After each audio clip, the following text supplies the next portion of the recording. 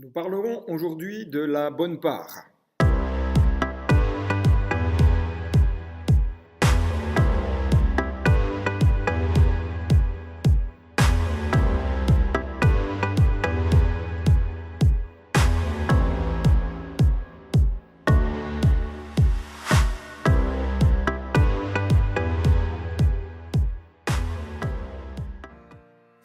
Bienvenue sur la chaîne Pause Matinale et je suis très heureux de prendre un nouveau temps avec vous et partager ce thème sur la bonne part. Sans plus tarder, lisons ensemble le texte de Luc, chapitre 10 à partir du verset 42. Comme Jésus était en chemin avec ses disciples, il entra dans un village et une femme nommée Marthe le reçut dans sa maison. Elle avait une sœur nommée Marie qui, s'étant assise aux pieds du Seigneur, écoutait sa parole. Et Marthe, occupée à divers soins domestiques, survint et dit « Seigneur, cela ne te fait-il rien que ma sœur me laisse seule pour servir? Dis-lui donc de m'aider. » Le Seigneur lui répondit « Marthe, Marthe, tu t'inquiètes et tu t'agites pour beaucoup de choses. Une seule chose est nécessaire et Marie a choisi la bonne part qui ne lui sera point ôtée. » Il me semble juste de dire que nous devons être de façon constante vigilants à ne pas vivre une suractivité dans notre quotidien, quel que soit ce que nous vivons, quel que soit ce que nous faisons, que ce soit professionnellement, personnellement, voire même dans notre vie d'église. Et qu'il est important de prendre du temps, de se placer devant Dieu pour rechercher son cœur et être à son écoute afin de connaître ce que Dieu désire de nos vies et ce que Dieu attend de nous. Et j'aime beaucoup cette phrase qui dit « Il est urgent de prendre le temps de rechercher le cœur de Dieu ». Parce que nous vivons bien souvent de belles choses avec Jésus dans notre vie et malheureusement nous pouvons très rapidement tomber dans une suractivité ou à vivre certains aspects de notre service comme étant par contrainte et non plus avec notre cœur. Mais avant d'aller plus loin, j'aimerais voir ce premier point qui était que Jésus était en chemin avec ses disciples. La question qui est venue à mon esprit est celle-ci: est-ce que je suis moi-même personnellement en chemin avec Jésus ou est-ce que je suis sur un chemin différent? C'est sur ce chemin que Jésus nous amène à vivre de grandes choses et désire en tout cas nous partager, et c'est là que nous pouvons apprendre de sa part la manière dont nous devons vivre notre quotidien, la manière dont nous devons marcher avec lui.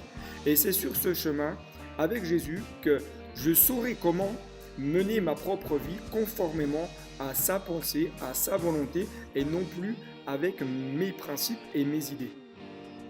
Sur ce chemin avec ses disciples, nous pouvons très largement imaginer qu'il devait y avoir des discussions entre les disciples et Jésus. Sur quel sujet? Le texte ne nous en parle pas, mais c'est bien souvent dans ces moments que Jésus devait et pouvait communiquer sa pensée, ses encouragements, voire peut-être parler de tout, de rien avec ceux qui marchaient avec lui sur les différents chemins où Jésus allait. Mais Jésus a privilégié ces temps, simplement des temps d'intimité, amenant ainsi chacun et chacune à partager leur cœur, à partager leur lutte et aussi à partager leur souffrance. C'est pour cela que je voudrais vraiment vous encourager à ne pas hésiter à dialoguer avec Jésus, à lui faire part de ce que vous avez sur le cœur. N'attendez pas obligatoirement d'être dans votre lieu secret pour parler avec votre Sauveur. Vous savez, le dialogue peut s'installer très simplement, quel que soit l'endroit où nous nous trouvons. Ce peut être dans votre voiture, lorsque vous êtes dans le trajet et que vous allez à votre travail. Ou alors, ça peut être le long d'un chemin, alors que vous profitez d'une météo agréable et que vous respirez en pleine nature. Ou alors, tout simplement parce que vous avez pris le temps de vous installer sur un banc, simplement pour prendre le temps de vous poser. Chaque jour, quel que soit l'endroit, quelle que soit l'heure, nous marchons dans une direction où Jésus veut nous faire découvrir des choses glorieuses. Mais surtout, prenons le temps de dialoguer avec lui, prenons le temps de lui ouvrir notre cœur, prenons le temps de lui faire part de ce qui peut nous tracasser. Le texte nous dit que Jésus fut reçu dans la maison. Jésus à ce moment-là ne reste pas à l'extérieur, il entre dans la maison de Marthe et de Marie. Et Jésus était un invité désiré et voulu. Est-ce que Jésus, dans ma propre maison, est cet invité qui est désiré et voulu? J'aime imaginer Jésus qui vient et qui frappe à la porte. Et lui ouvrant la porte, nous le laissons entrer dans notre demeure afin de vivre avec lui un temps de communion, un temps de cœur à cœur. Lorsque je laisse Jésus entrer dans ma propre demeure, je le laisse aussi avoir la possibilité de venir m'enseigner, de venir communiquer sa pensée, de venir communiquer sa vision. Mais est-ce que je le laisse rentrer dans ma demeure? Marie, nous dit le texte, a choisi la bonne part. Nous avons ici deux femmes, nous avons Marie qui était assise aux pieds du Seigneur alors que Marthe était en pleine activité dans la maison pour les tâches quotidiennes.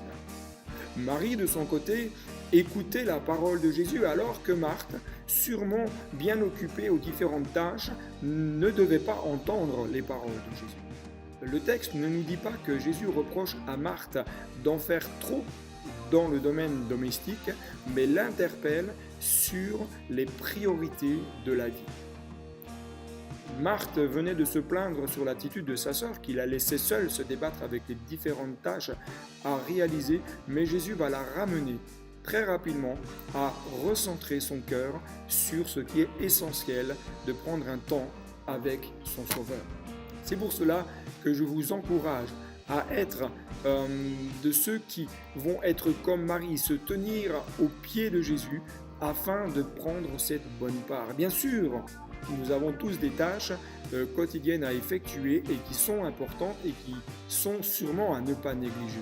Mais ne laissons pas la suractivité de notre quotidien, même je dirais la suractivité de notre vie d'église, prendre le dessus sur la relation d'intimité que Jésus veut avoir avec chacun et chacune d'entre nous. C'est pour cela que je vous encourage aujourd'hui à être comme Marie, à vous asseoir aux pieds du Seigneur et à écouter ce qu'il veut vous dire aujourd'hui et durant les jours à venir. Prenez le temps de vivre un temps d'intimité avec lui, un temps de cœur à cœur. Et vous verrez combien il va vous bénir et combien votre quotidien va devenir beaucoup plus facile dans les différentes tâches que vous aurez à exécuter. Que Dieu vous bénisse et je vous dis à très bientôt sur la chaîne Pause Matinale. Et si vous n'êtes pas abonné, je vous encourage à cliquer sur abonner et à cliquer sur la petite clochette afin d'être averti de la mise en ligne des dernières vidéos. À très bientôt sur Pause Matinale.